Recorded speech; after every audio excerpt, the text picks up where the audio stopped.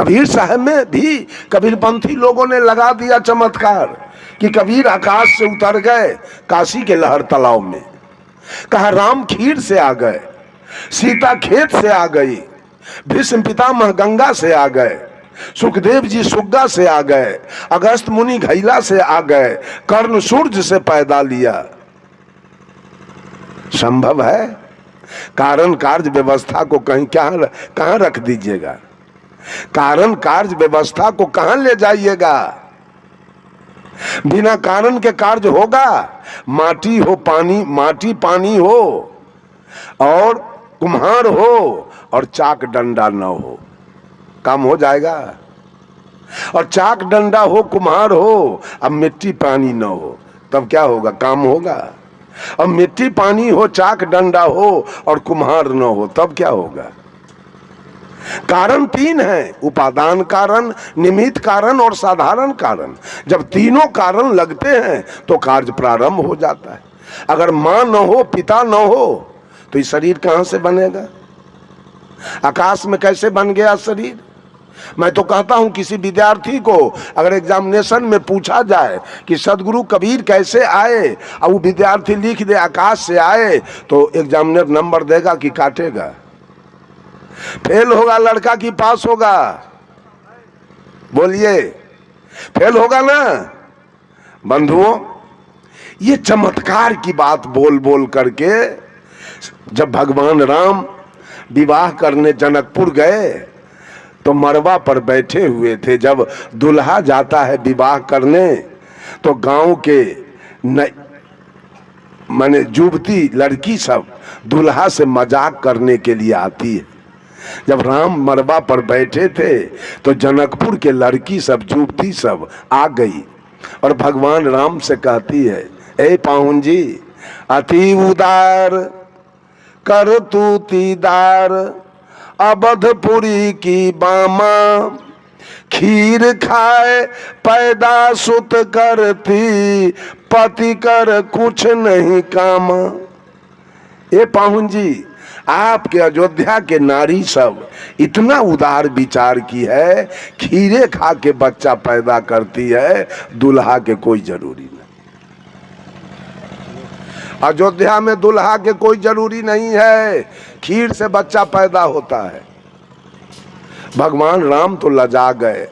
सखी बचन सुन के रघुनंदन बोले मृदु मुस्काते, आपन चाल छिपा बहु प्यारी, करहूं आन की बात। भगवान राम मरवा पर कहते हैं, कोई नहीं जन्मे मातु पिता बिनु, बांधे वेद की नीति, तुम्हारे तो सब मही से उपजे, हमरे अस नहीं रीति।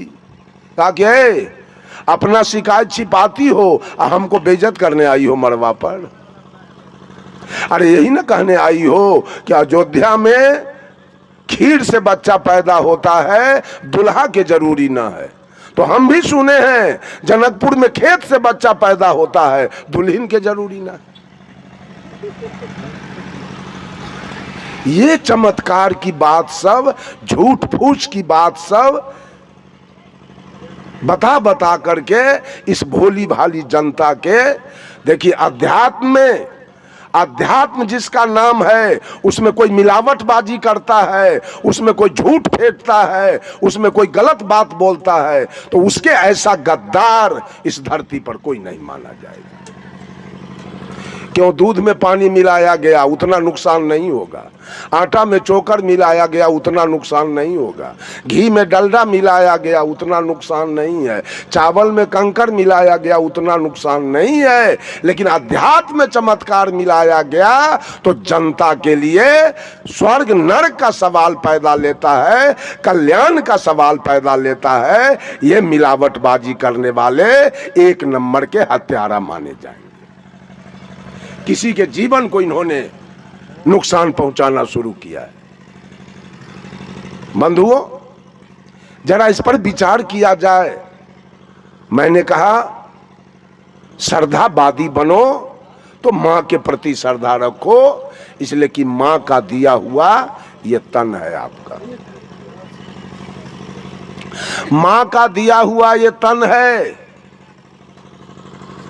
और आपको पढ़ा लिखा के इंजीनियर कौन बनाया था, डॉक्टर कौन बनाया था, प्रोफेसर कौन बनाया था, एसपी डीएसपी कौन बनाया था, कलेक्टर कौन बनाया था? पिता ने। सारा खर्चा देकर, मजदूरी करके, बटैया जोत के, ठीका जोत के, मवेशी पाल के, दुकानदारी करके, आधा पेट खा करके, फाटल कपड़ा पहन के, और आपके लिए सब कुछ किया। वही पिता ने आपको इंजीनियर, डॉक्टर, प्रोफेसर बनाया। उसी पिता ने आपके लिए जमीन खरीदा, उसी पिता ने आपके लिए महल मकान बनाया, उसी पिता ने आपके लिए गाड़ी घोड़ा खरीदा, उसी पिता ने आपके लिए गाय भैंस खरीदा, और उसी पिता ने आपका विवाह शादी कराया। आज बेटा किसका पूजा कर रहा है, किसका लागत है मेरे जीवन में? गौर कीजिए, मेरे जीवन में किसका लागत है, किसकी पूजा होनी चाहिए? साहब कबीर ने कहा पिता की सेवा होनी चाहिए, माँ की सेवा होनी चाहिए, और पिता की सेवा होनी चाहिए। ये दोनों का लागत मेरे जीवन में है। माँ ने तन दिया है और पिता ने धन दिया है। और तीसरा, हम मांस खा रहे थे, मछली खा रहे थे, ताड़ी दारू पी रहे थे, गांजा भांग पी रहे थे, बीड़ी सिगरेट पी रहे थे, हम चोरी बेईमानी दलाली घुसखोरी कर रहे थे। कि क्या बाजार लगाएगा ये बूढ़ा? है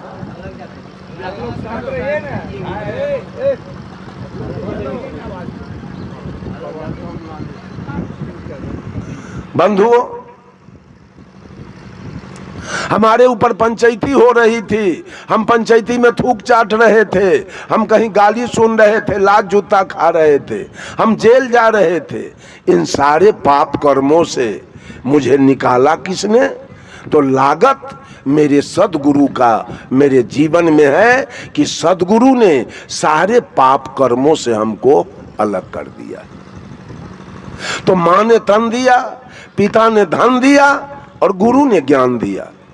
इसके अलावा कोई आदमी उठ के बोलिए कि आपके जीवन पर किसका लागत है, किसकी पूजा होनी चाहिए, किसकी सेवा होनी चाहिए? वो ईमानदारी से कोई उठ के बोलिए, मैं अभी उसका सफाई करूंगा कि और किसका लागत मेरे जीवन में है।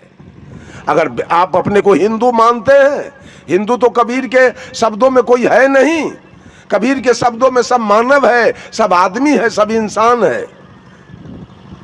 लेकिन मान लिया जाए कि आप अपने को हिंदू कहते हैं, तो हिंदू का मुख्य ग्रंथ वेद है।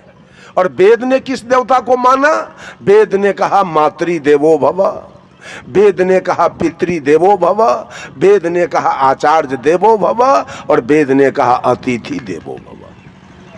वेद ने नहीं कहा राम देवो भव, कृष्ण देवो भव, महादेव देवो भव, दुर्गा देवो भव, काली देवो भव, हनुमान देवो भव। वेद ने नहीं कहा, वेद ने कहा मातृ देवो भव, माँ सबसे बड़ी देवता है। और तब कहा पिता, इसलिए कि माँ का लागत ही जीवन पर 12 आना है और पिता का लागत 4 आना है, इसलिए हर जगह से माँ को आगे कर दिया गया। मातृ देवो भव, पितृ देवो भव, आचार्य देवो भव, और ये जो बैठे हुए अतिथि हैं, ये सभी देवता के रूप में बैठे हैं। इनका स्वागत करना, इनका मान सम्मान करना जिसने आयोजन किया है, उनका काम है कि हमारे दरवाजे पर जो देवी और देवता आए हैं उनका स्वागत करना मेरा काम है।